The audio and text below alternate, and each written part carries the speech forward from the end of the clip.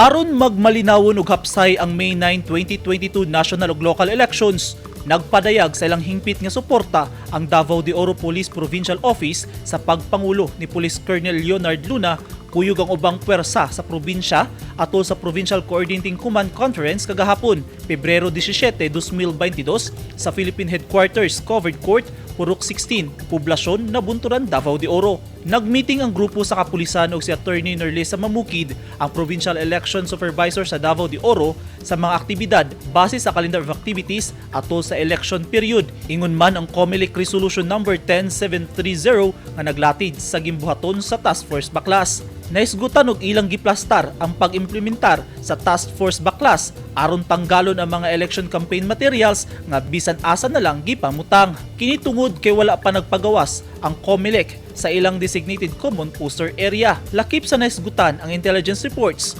operations, civil and community relations, legal and investigative issues, ingon man ang paghisgot sa mga guidelines aron magtinabangay ang hutong sa PNP, AFP, COMELEC ug uban pang ahensya sa gobyerno aron dunay luwas, kalinaw ug kahapsay sa eleksyon. Milingkod atol sa meeting ang Provincial Director sa Department of Interior and Local Government, mga personahe sa Provincial Health Office, Department of Public Works and Highways, Provincial Environment and Natural Resources, opisyal sa 1001st Brigade, personahe sa Philippine Coast Guard, mga opisyal sa Davao de Oro PNP ug Chief of Police sa mga Municipal Police Station, personahe sa Highway Patrol Group, mga opisyal ug personahe gikan sa AFP ug mga Municipal Election Officer.